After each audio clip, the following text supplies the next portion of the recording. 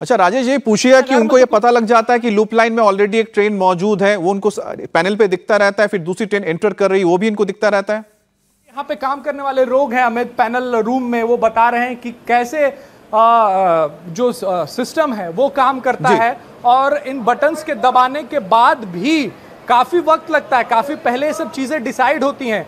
कोई 2 सेकंड या 4 सेकंड या 2 मिनट में चीजें डिसाइड नहीं होती, पहले डिसाइड होती हैं कि कौन सा लाइन खाली है, तभी ट्रेन जो है। और जैसे कि आप बात ही कर रहे थे, तो वहां पर पैनल में जो मौजूद थे उन्होंने बिल्कुल साफ ये बता दिया, जिसका जिक्र इंडिया टीवी लगातार आपको कर रहा है और बता भी रहा है कि जो electronic integrated system, interlocking system कैसे काम करता है, कि वहां पर अगर पहले से ही अगर मौजूद है कोई ट्रेन तो उस पर दूसरी ट्रेन जा ही नहीं सकती, जो सिग्नल से अपने आप वो ग्रीन हो ही नहीं सकते, जिसका जिक्र हम लगातार सुबह से कर रहे हैं कि ये पॉसिबल ही नहीं है कि अगर एक ट्रैक पर पहले से एक ट्रेन मौजूद है तो उस पर दूसरी ट्रेन आ जाए, क्योंकि ये इलेक्ट्रॉनिक इंटरलॉकिंग सिस्टम की ही एक खासियत है कि एक ट्रैक पर 2 ट्रेन को कभी भी रूट कर ही नहीं सकती, और अगर करना भी है तो ये पावर सिर्फ यहां पर स्टेशन मास्टर के पास ही होता है। बालासोर रेल हादसे की कल एक हैंड रिटन रिपोर्ट आई थी, उसमें भी ये निष्कर्ष निकाला गया था कि अप लाइन पर जा रही जो कोरोमंडल एक्सप्रेस थी, पहले वो सिग्नल उसको मिला, फिर इसे हटा लिया गया, लेकिन कोरोमंडल लूप लाइन में चली गई जहां पहले से ही एक मालगाड़ी खड़ी थी और इससे टक्कर हो गया।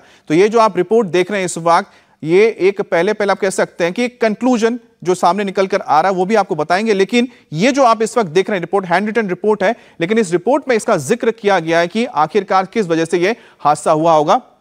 बहरहाल यहां पर चलते हैं, आपको बताते हैं कि इसका निष्कर्ष क्या निकलता है। बारीकी से जांच करने पर हम इस नतीजे पर पहुंचे हैं कि ट्रेन नंबर 12841 कोरोमंडल एक्सप्रेस को आप मेन लाइन के लिए सिग्नल दिया गया, फिर कोरोमंडल एक्सप्रेस लूप लाइन में चली गई और वहां खड़ी मालगाड़ी से टकरा गई और डिरेल हो गई, और उसी वक्त डाउन लाइन, जी हां डाउन लाइन पर 12864 यशवंतपुर हावड़ा गुजर रही थी, इसके 2 कोच भी इस डिरेल होकर पलट गए। तो यहां पर जो बात कही गई है कि पहले इसको सिग्नल दिया गया जो कोरोमंडल एक्सप्रेस है, उसके बाद एक फिर से ये लूप लाइन में चली जाती है, आखिरकार ये कैसे चली गई, किसके वजह से हुआ, यही सबसे बड़ा सवाल है। राजेश हमारे साथ जुड़े हुए हैं। राजेश, एक बार फिर से अगर आप पैनल तक जा पाए, क्योंकि उन्होंने एक बहुत इंपॉर्टेंट चीज बताई जिसका जिक्र भी हम कर रहे हैं कि अगर एक रूट पर ऑलरेडी गाड़ी मौजूद है, वहां पर दूसरी गाड़ी आ ही नहीं सकती, सिग्नल ग्रीन हो ही नहीं सकता है, क्या उनको पैनल पे ये दिख जाता है कि वहां पर ऑलरेडी कोई गाड़ी मौजूद है और कोई गाड़ी आ रही है तो भी उनको दिख जाता है इस पैनल पे? क्या विजिबल होता है यहाँ पर कुछ सिग्नल सिस्टम? बिल्कुल अमित, देखिए मैं फिर से उस पैनल पे पहुंच गया हूं। उस पैनल के जरिए मैं आपको दिखाने की कोशिश करता हूं कि आखिर हुआ क्या होगा।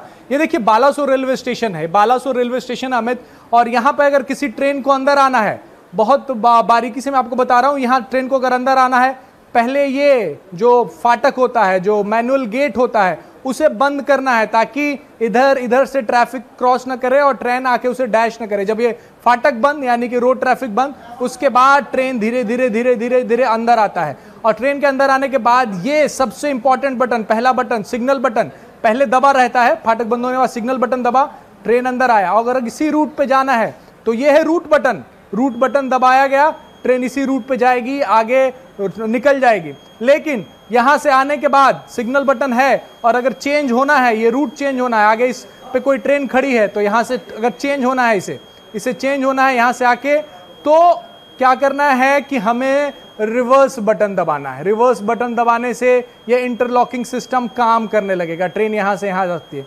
रूट बटन दबाना है, तब ये तीनों बटन जब जाएंगे तब मेन लाइन से इस तरफ ट्रेन जो है वो। राजेश, वहां पर क्या ट्रेन विजिबल होते हैं? अगर ट्रेन मौजूद है ट्रैक पर, ये समझ में आ जाता है, दिख जाता है? नहीं है, इसमें काफी वक्त लगता है। जो यहाँ पर जो शख्स बैठे हैं, जो पैनल पे बैठे हैं, वो हमें बता रहे हैं। जना जो यहाँ पे स्टेशन मैनेजर है, सर इसमें वक्त लगता है?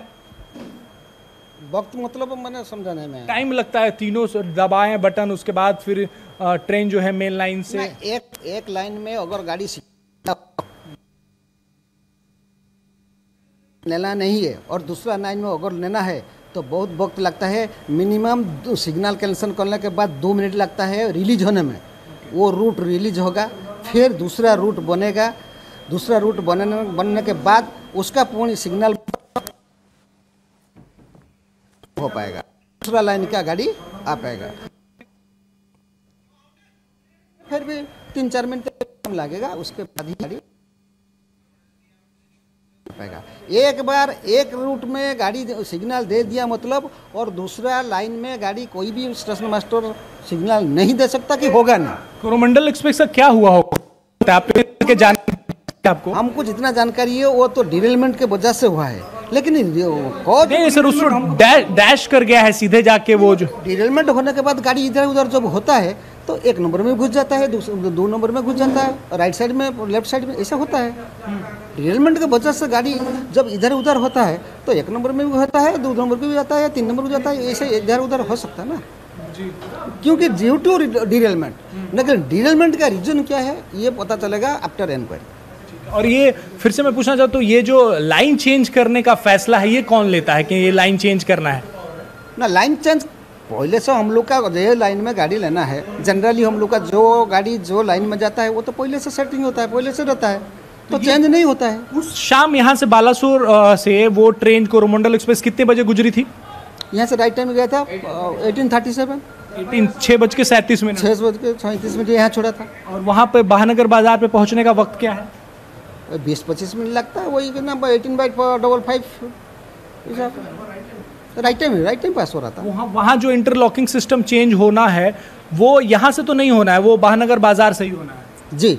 लेकिन स्टेशन पहुँचने के पहले ही सर एक्सीडेंट हो गया है, पहले स्टेशन पहुँच नहीं पाई ट्रेन और पहले एक्सीडेंट हो गया है, तो क्या उन्हीं की जिम्मेदारी थी या फिर बालासोर स्टेशन से वो इंटरलॉकिंग सिस्टम चेंज होना? नहीं, बालासोर स्टेशन का इंटरलॉकिंग नहीं है, वो वही स्टेशन का है, लेकिन वो स्टेशन का पहले यार्ड का घुसने का पहले डिरेलमेंट हुआ है, तो डिरेलमेंट का वजह से वो एक्सीडेंट हुआ है।